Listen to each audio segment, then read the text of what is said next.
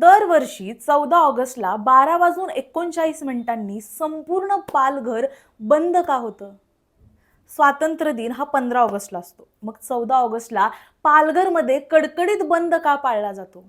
12 वाजून 39 मिनिटांनी पालघरमध्ये असं काय घडलं होतं आणि या एका दिवसाच्या मागे असा कोणता इतिहास आहे जो आजही संपूर्ण पालघरला भावुक करतो? याचं उत्तर दडलंय 1942च्या चले जाव आंदोलनात आणि स्वातंत्र्यासाठी बलिदान दिलेल्या पालघरच्या त्या 5 हुतात्म्यांच्या शौर्यगाथेत. जाणून घेऊया त्याबद्दल.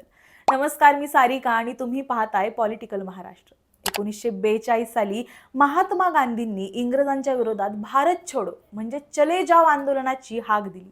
या आंदोलनाची धग देशभरात पोहोचली आणि पालघर तालुका सुद्धा त्याला अपवाद नव्हता.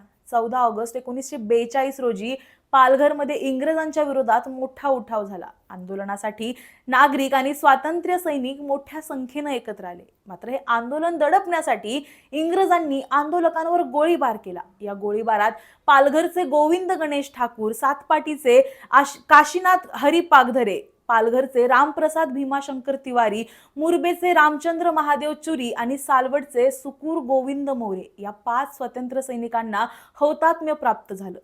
यातले गोविंद गणेश ठाकूर यांचं वय त्यावेळी अवघं 17 वर्ष होतं. इंग्रजांच्या गोळीबारात गोळी लागूनही त्यांनी हातातला तिरंगा सोडला नाही. तिरंगा हातात घेऊनच ते खाली कोसळले.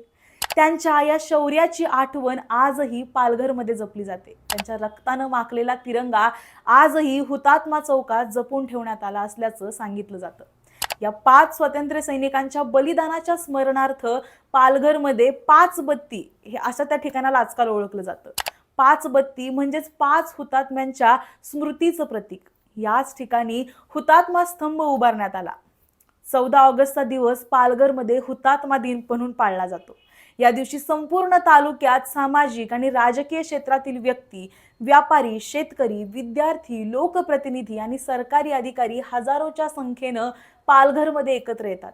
तहसील कार्यालयापासून हुतात्मा चौकापर्यंत मूक मोर्चा काढला जातो. त्यानंतर हुतात्मा स्तंभाजवळ या 5ही वीरांना पुष्पचक्र अर्पण करून आदरांजली वाहिली जाते. विशेष म्हणजे हुतात्म्यांना पुष्पचक्र अर्पण करण्याचा पहिला मान स्वातंत्र्य सैनिक किंवा त्यांच्या पत्नी अथवा कुटुंबियांना दिला जातो. पण या संपूर्ण दिवसातला सर्वात महत्त्वाचा क्षण असतो 12 वाजून 39 मिनिटांचा. कारण 14 ऑगस्ट 1942 रोजी याच वेळेला इंग्रजांनी आंदोलनकर्त्यांवर गोळीबार केला होता. त्यामुळे दरवर्षी 14 ऑगस्टला 12 वाजून 39 मिनिटांनी संपूर्ण पालघर काही क्षणांसाठी स्तब्ध होतं. बाजारपेठा बंद असतात, नागरिक शांत उभे असतात आणि त्या 5 हुतात्म्यांच्या बलिदानाचं स्मरण करून त्यांना श्रद्धांजली अर्पण केली जाते. म्हणूनच 14 ऑगस्टला पालघरमध्ये कडकडीत बंद पाळला जातो. हा बंद केवळ एक परंपरा नाही, तर स्वातंत्र्यासाठी प्राणाची आहुती देणाऱ्या 5 वीरांच्या बलिदानाला दिलेला सामूहिक मान आहे. पालघरचा इतिहास हा केवळ 1942च्या हुतात्मा दिनापुरता मर्यादित नाही. जव्हार, वसई आणि पालघर या संपूर्ण परिसराला मोठा इतिहासाचा वारसा लाभलाय. वसईला पूर्वी बसीन म्हणून ओळखलं जात होतं आणि हा परिसर पोर्तुगीजांच्या ताब्यात होता. पुढे मराठा साम्राज्याच्या काळात चिमाजी अप्पांच्या नेतृत्वाखाली मराठा सैन्यानं पोर्तुगीजांकडून वसई किल्ला जिंकला आणि तिथं मराठा ध्वज फडकवला. तर पुढे स्वतंत्र भारताच्या प्रशासकीय इतिहासात सुद्धा पालघरला महत्त्व मिळालं.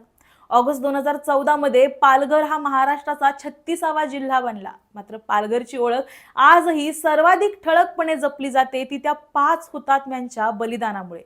दरवर्षी 14 ऑगस्टला पालघर बंद होतं. हजारो नागरिक एकत्र येतात, मूक मिरवणूक काढली जाते आणि 12 वाजून 39 मिनिटांनी संपूर्ण शहर स्तब्ध होतं.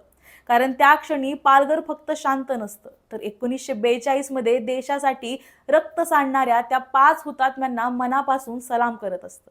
हा आहे पालघरच्या हुतात्मा दिनाचा इतिहास, जे स्वातंत्र्य दिनाच्या 1 दिवस आधी संपूर्ण पालघरला आपल्या स्वातंत्र्याची किंमत पुन्हा एकदा आठवून देतो. तुम्हाला याबद्दल माहित होतं का? हे आम्हाला कमेंटमध्ये नक्की सांगा आणि अशाच व्हिडिओसाठी पाहत रहा पॉलिटिकल महाराष्ट्र.